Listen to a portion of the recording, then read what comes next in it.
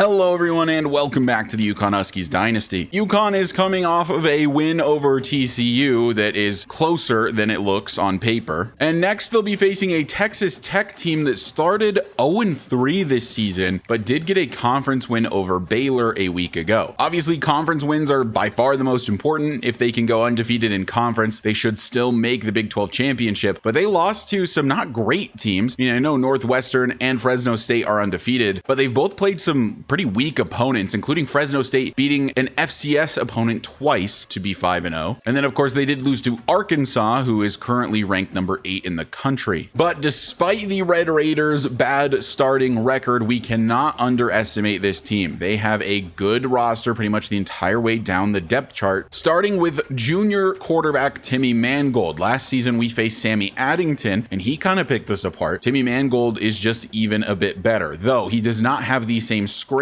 ability, but is a much more accurate thrower with a much stronger arm. The thing that concerns me the most, though, is that they are quite deep at receiver. Their top 4 guys would really kind of be our number 1 guy here at UConn, and that's concerning, of course, considering the continued poor play of our defensive backs. And then they have a solid but not elite offensive line, and then their defense is very good as well. This is a really good football team up and down the list. 3 weeks into the season, it has been a tough sophomore campaign for John Pelshak, who has thrown 5 interceptions already. He's also had a couple of fumbles and is a big reason why our turnover differential is in the negatives right now. So let's see if John Pelshak can clean up the turnovers, clean up his level of play, and get the Huskies on the right track. We only have 1 loss on the season. Still a lot of the year left to go, and we've got some tough Big 12 opponents coming up, starting with Texas Tech.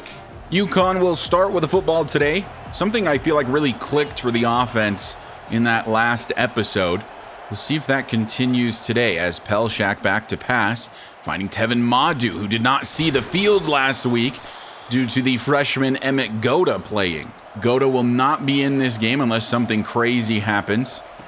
Still want to keep him redshirted if possible. Max Cadet stays on his feet.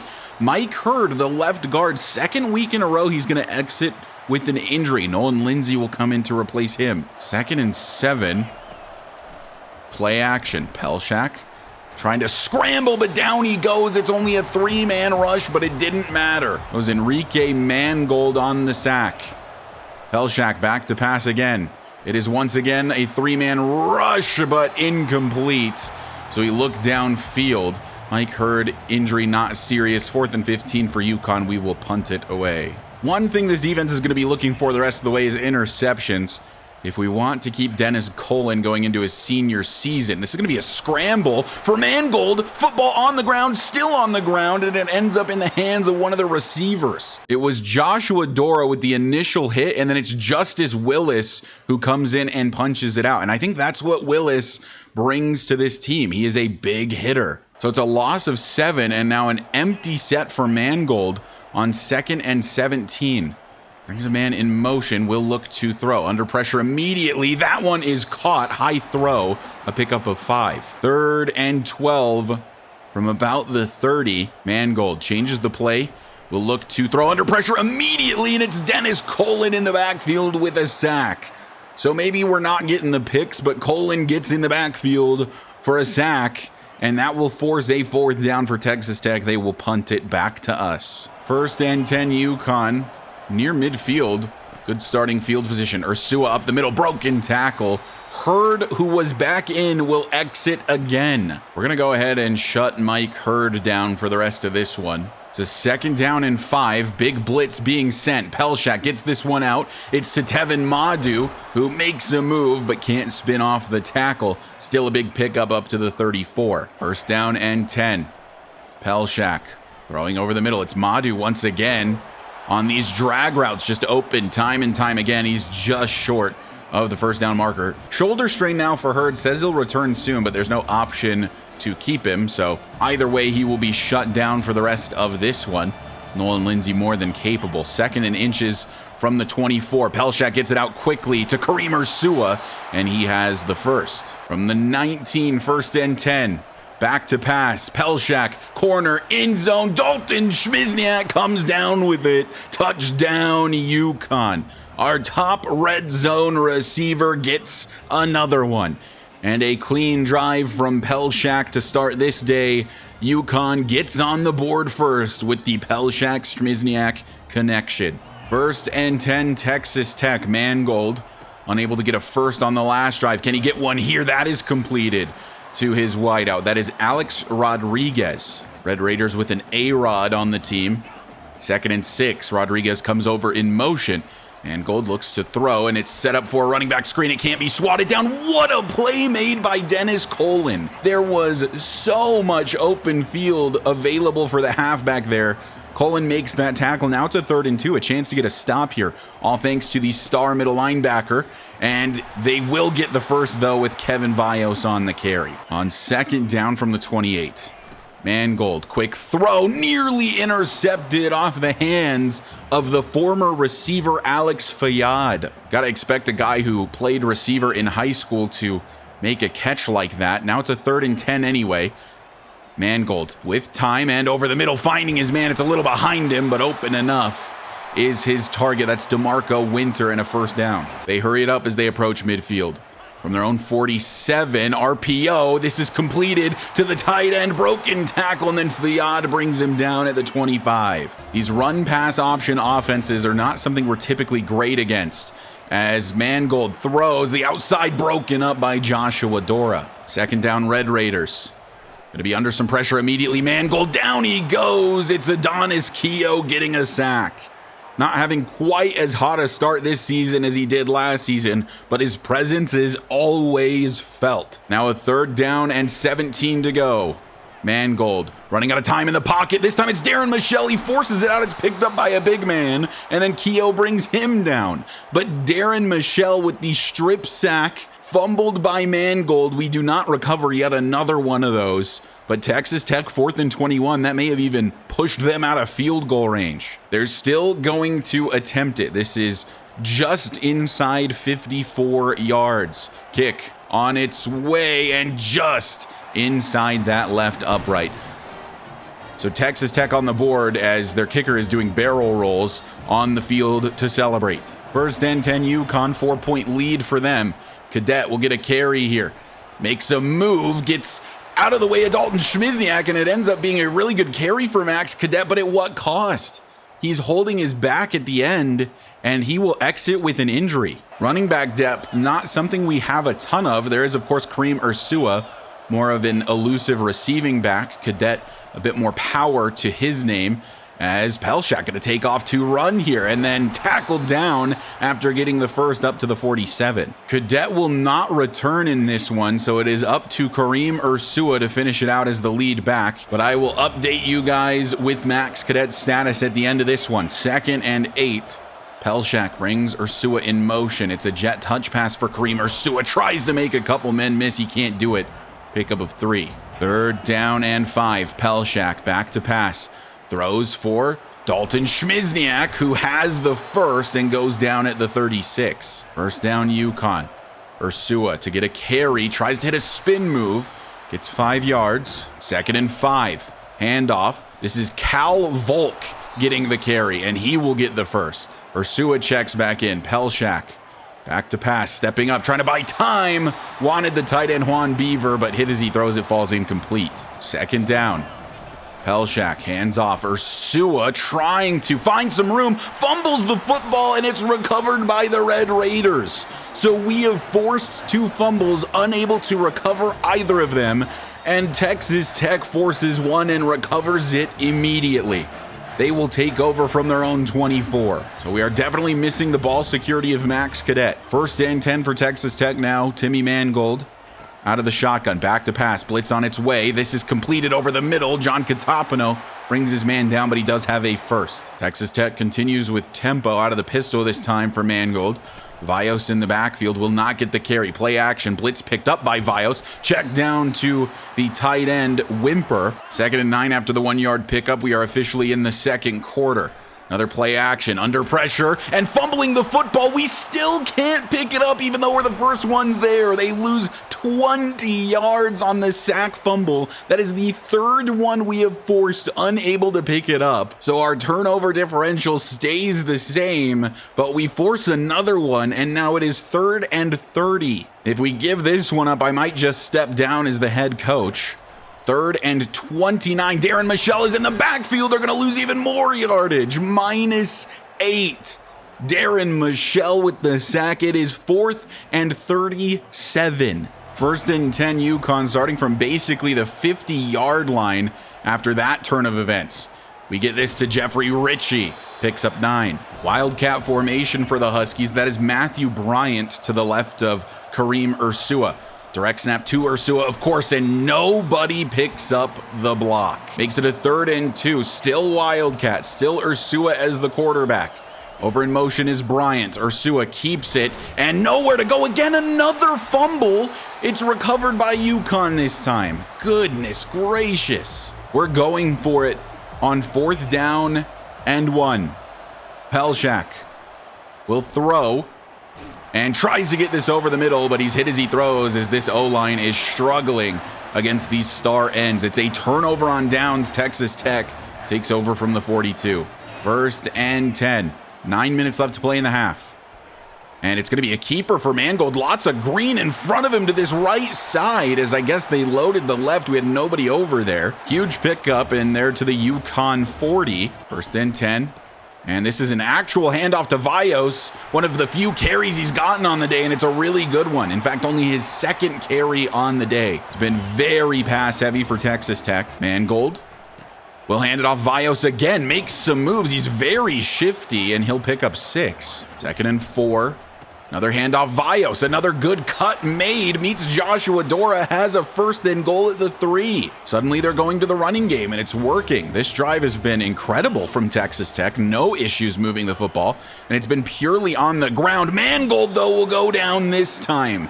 Huge blitz sent. 2nd and goal, even though they're pushed outside the 10. We're going to call a timeout here. I hate this formation. They're now in a much better defensive formation. 2nd and goal from the 11. And it is a handoff. Vios to the outside, and he's not going to get it. He's to the 6. 3rd and goal for the Red Raiders.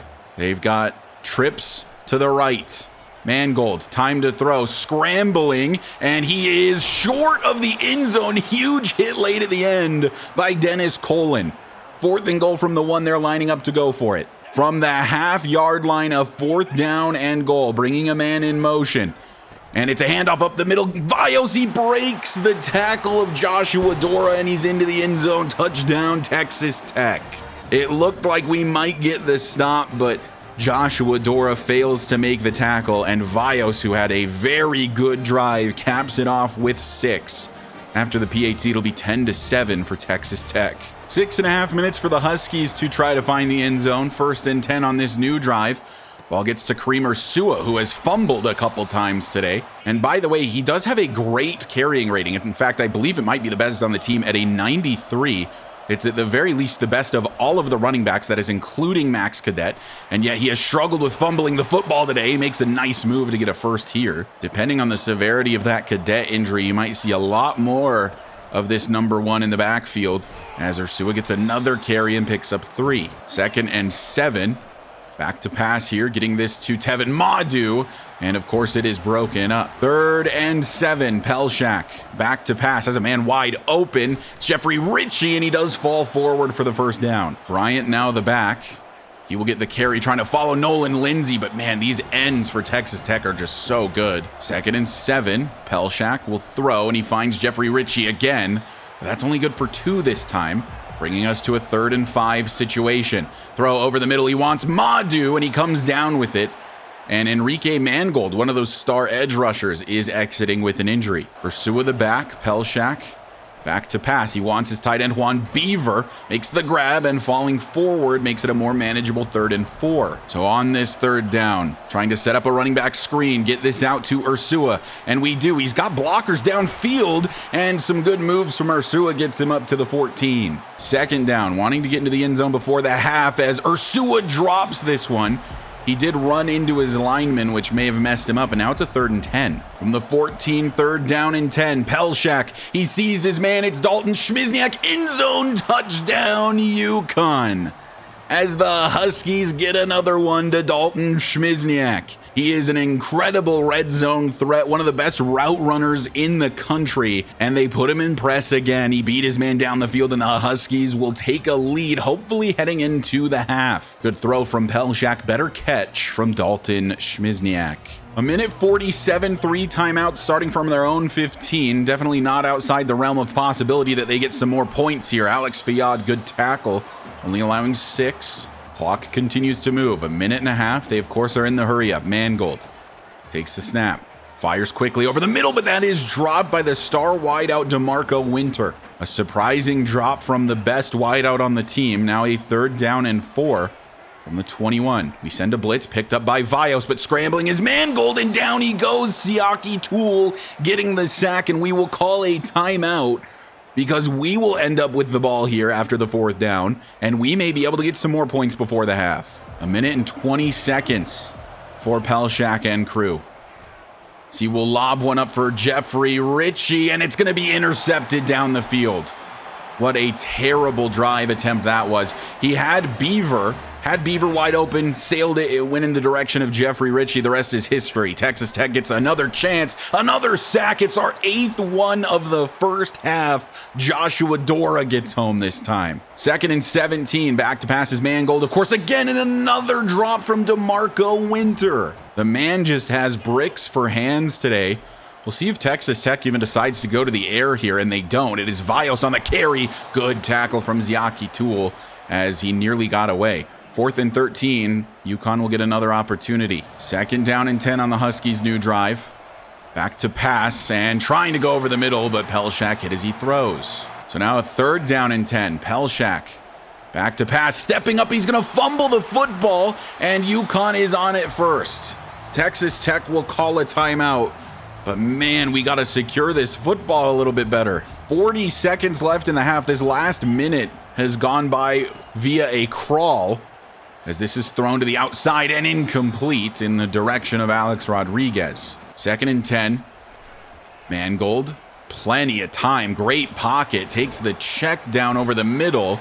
They call a timeout. That was not enough for the first. 30 seconds. Vios is in the backfield. They could go to him to try to pick up this first. No, they are going to the air, but they will take it to Vios, and he will have the first. 25 seconds is all that remains. Now maybe just looking to get in field goal range. They have no timeouts. 20 seconds. Mangold has time and just throws this one away. 15 seconds on 2nd down and 10. Mangold with a good pocket again, goes outside, and that is a perfectly executed play. It picks up a good chunk of yardage. It gets out of bounds to stop the clock. 11 seconds, no timeouts. And they're trying to do the same thing again, and they'll pick up 3 more yards. And they bring out the field goal unit. This is basically on the dot, a 60-yarder from the right hash. The kick on its way, and it's going to miss to the left. It looks like it did have the leg. The accuracy, however, was not there. And on the last play of the half, we're going to heave one in the direction of the end zone. Pelshak does have a pretty big arm. Need Ritchie to make a play. Flag down. And I think that's going to be a defensive pass interference. That is exactly what it is, a DPI, and we will accept that penalty. And this would be a 59-yarder. The wind against him for Tyreek Hollis. Kick on its way. If it has the leg, it's through. It's short by a yard. Tyreek Hollis. I didn't quite get all of that meter. Goodness, that last couple of minutes of the first half really came down to the wire. Could have tried another Hail Mary. I thought maybe we were close enough to give Hollis the chance, and I think honestly maybe we were had I hit that full meter. But anyway, that'll push us into halftime. 14-10 for UConn. An interesting game so far. Not as high scoring as we've been used to seeing from last season and even into this season. So a bit more of a defensive battle. And it definitely isn't helping us that we don't have our security blanket in Max Cadet. Texas Tech starts with the football here in the second half. An opportunity to retake the lead on this drive. So they will hand off to Vios to start this one. Willis meets him, a pickup of 3. And they're going with tempo still. Timmy Mangold Brings a man over in motion. That's his star wideout. And he is brought down before he can get this football off. That is the 9th sack on the day for UConn. It looks like Dennis Cullen is maybe the one who got there first. 3rd and 14 for Texas Tech. Mangold under pressure. Clyde Novak gets to double-digit sacks on the game for the UConn Huskies and pushes Texas Tech back to their own 3. They'll have to punt it out of their own end zone. Where is this D-line been to start the season? So we'll start from our own 50. Of course, still no Max Cadet. Don't know the severity of his injury yet, just that he is out for the game. It is a back injury for those curious. Ursua will be the lead back instead. He has fumbled a couple of times already today. Fumbling not typically an issue for Ursua, but evidently that is the case today, as he will get the jet touch pass here. Good blocking to the outside. Kareem Ursua with a first down and more. Marching the sideline at the 29. He goes out of bounds. So inside the 30 now. Ursua on another carry breaks a tackle and gets 5. 2nd down. UConn will go to the air. Looking for the tight end, Juan Beaver. Room to run for Juan Beaver. And he's down at the 11. 1st and 10 from the 11. Pelshak looking to throw, scrambling actually to the left side. Some green in front of John Pelshak, and he'll find the end zone on his feet. A rarity for John Pelshak as he puts 6 on their heads with the legs, showing off the wheels. I've mentioned it time and time again, not the most athletic guy, but he's sneaky. He is not slow by any means, and he gets it done here, the big man at quarterback. 6 more for UConn. So this UConn D-line has the Texas Tech O-line's number. Just sack after sack today. It does not help that Mangold cannot seem to get rid of this football. He does here, and that is actually completed to his tight end, Rico Wimper. From the 25, a 1st and 10 as Texas Tech finds themselves down 11 on this new drive. Vios on the carry, really good tackle from Adonis Keogh. Making it a 2nd down and 10. They continue with tempo now out of the pistol. And it's another handoff. Vios as we've got every lane clogged, and it's Dennis Cullen getting the tackle. 3rd and 10 from the 25. 7 minutes left in the 3rd quarter.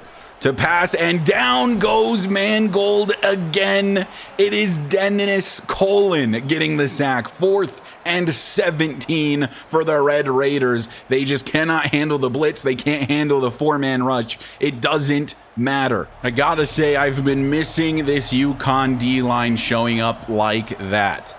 I think that is 12 sacks on the day. Mangold struggling to get rid of the ball, and the defense is just feasting. Good carry from Ursua to find 7 there. 2nd and 3 from the 46.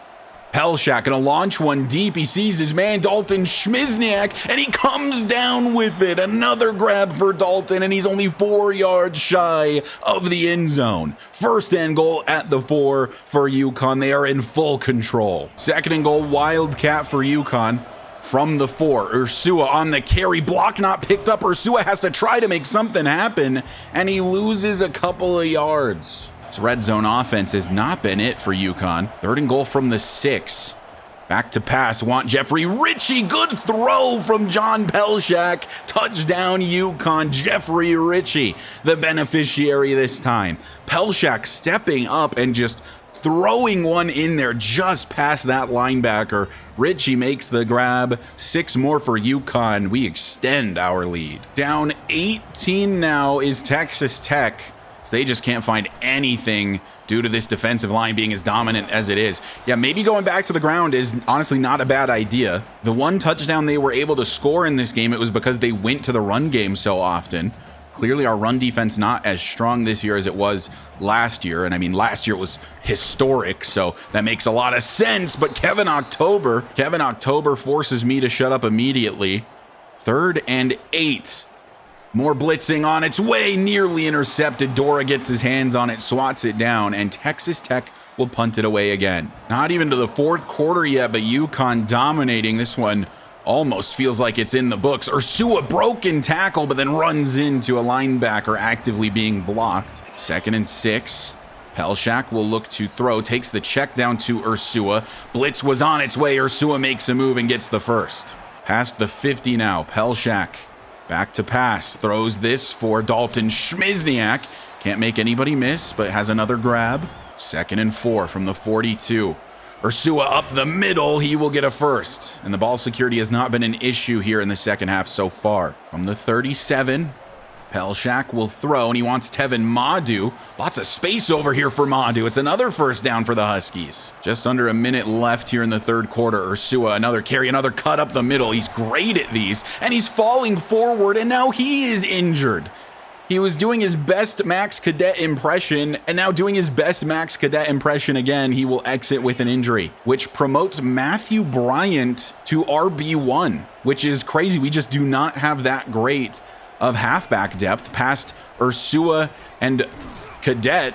These guys aren't the best. Still a lot to prove at the bottom. Back spasms for Ursua, another back injury. And on that note, with the lead the way that it is, we're shutting down Ursua for the rest of the day as well. Still don't know the severity of Cadet's injury, so if he's out for the year, we of course can't afford to also lose Kareem Ursua, who was in the game on that play for some reason and now is exiting again despite the fact that I subbed him out. 3rd and 2, 6 seconds left in the third quarter. Cal Volk gonna get a carry. Can he punch this in? No, but he does get the first down at the one. That'll end the third quarter, 28-10 as we head to the final 12 minutes. Matthew Bryant out of the Wildcat. He'll bring Cal Volk over in motion, and Volk will get the carry and a touchdown for the 4th string halfback. That is how thin we are with the halfback injuries today. But Cal Volk gets it done. Another touchdown for UConn. They'll extend the lead 35-10 after the PAT. 35-10. This one pretty much feels over already, but you know Texas Tech's not going to give up. Stepping out of bounds is DeMarco Winter. Finally not a drop for the star wideout, who has had a few of them today. 2nd and 5. 11.5 left to play. Mangold with the most time to throw he's had in quite some time, and Dukeway gets beat by Rico Wimper. That's another first. So on the move now, Texas Tech, a couple first downs in a row. Mangold can't get rid of it though, and he's gonna go down again, a loss of 7. Novak with the initial pressure, Darren Michelle to clean it up. 2nd and 17 after yet another sack for Mangold. He's under pressure again, lobbing one downfield. Katapano gets beat over the top. What is up with our corners doing that little hesitation and then instead of jumping, just letting the ball sail over their head? I intentionally try not to switch on in those situations so that I don't have an effect, but I'm starting to feel like I need to because that is just ridiculous, as this is incomplete. Well played by Dennis Colin. 2nd down from the 33. Mangold, quick throw, incomplete, forced out by Alex Fiad. So another 3rd down situation for Texas Tech.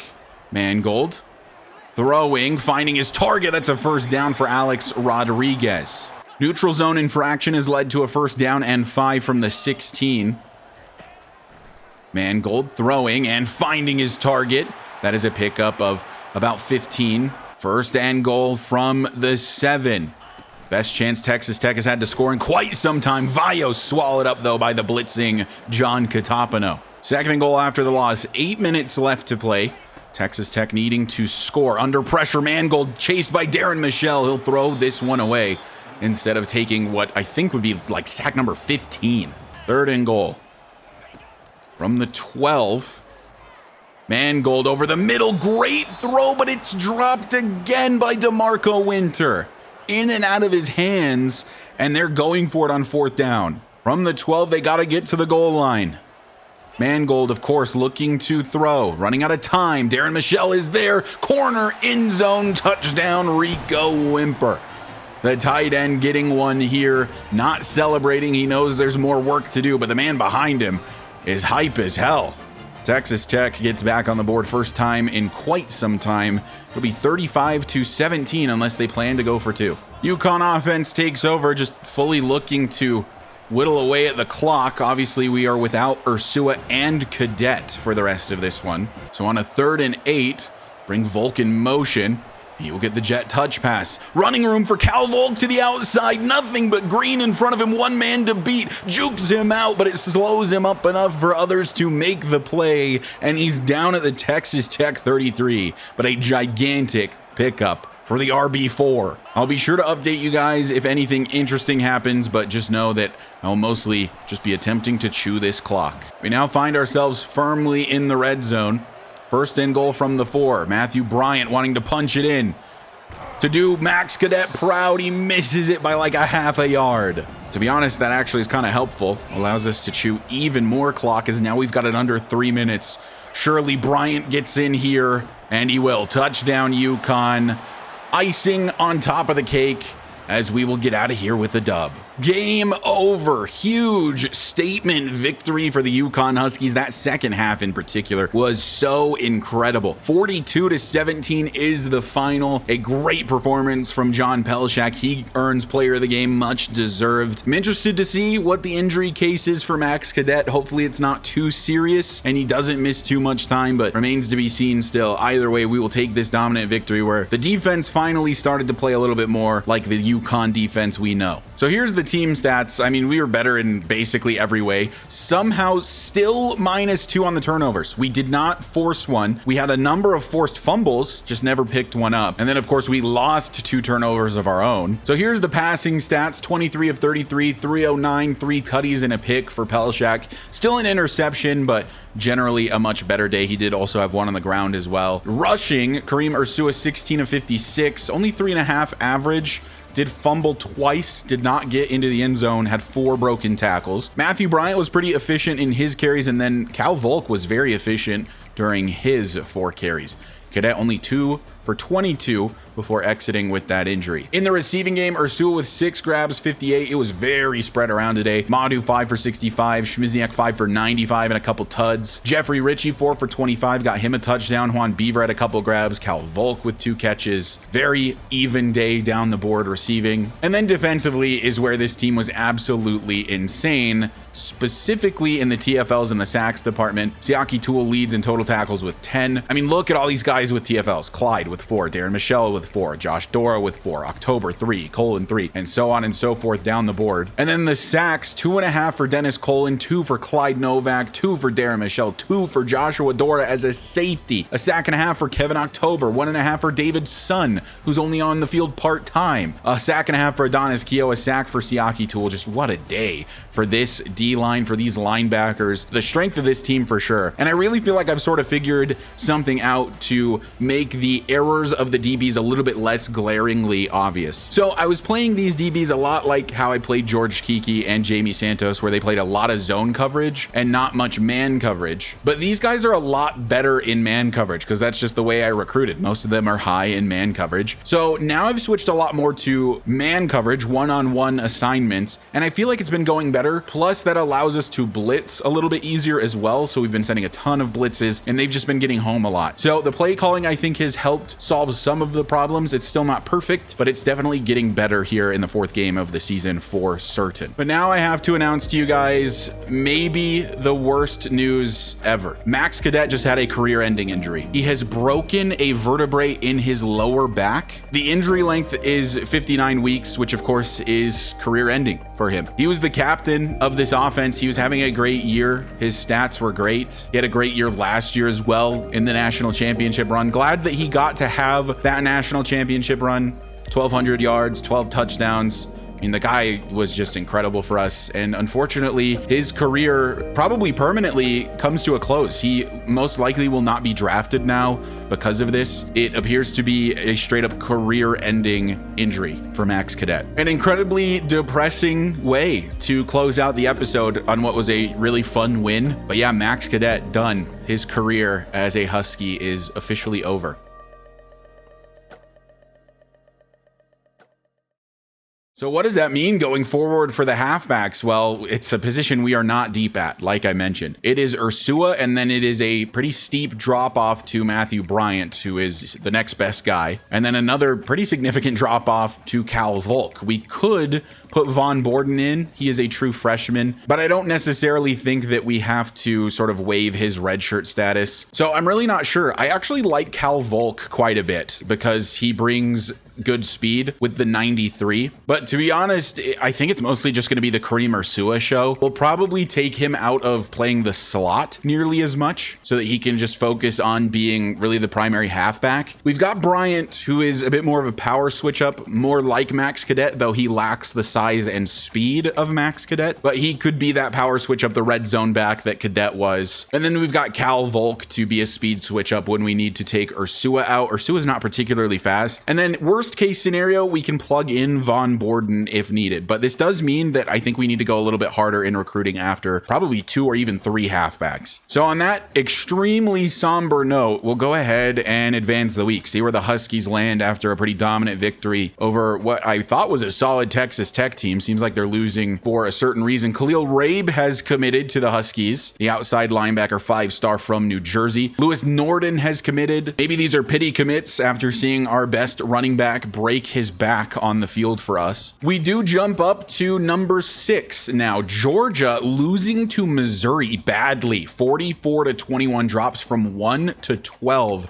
after having such a dominant start to the season. So Oregon becomes the number 1 team in the country. Nebraska is 2, USC is 3. K-State, who we play this week, is currently number 4. Arkansas is the 5. We are the 6. Pitt, Cal, Notre Dame, and UNC round out the top 10. UNC also getting their first loss on the season. And here is the rest of the top 25 as UTEP has found their way onto the top 25, I think for the first time in this series. So let's give a quick recruiting update after all of that. So Khalil Rabe, one of our top recruits, 5-star outside linebacker. He is truly more of an edge rusher. That's probably where he will get moved to. Here is a reminder of what he brings to the table. I think by far the most exciting thing about him is that platinum quick jump. So he will get off the line so fast. Should be a really fun player in the future. And then Lewis Norden. This is a guy that I don't think we should sleep on. I think he has a ton of potential. 98 speed, 6 foot 194. So he's not undersized and he's incredibly fast with elite acceleration. He's got the takeoff ability. I think that him and Emmett Goda as a duo in about 3 years is just going to be untouchable. So hopefully we found some actually really good weapons for the future, and maybe that'll help convince John Pelshak to stick around for a senior season if he does end up sticking around for his junior one. This meeting against K-State is really important for our top recruit. That is Anferny Cantrell. He is visiting for this home game against Kansas State. If we win, I think there's a really good chance that he commits this week. If we lose, there's also a chance we get leapfrogged by a Texas or a Texas A&M, because this guy is trying to decide if he wants to come all the way out to Connecticut from his hometown in Red Oak, Texas, where he could play a lot closer to home at UT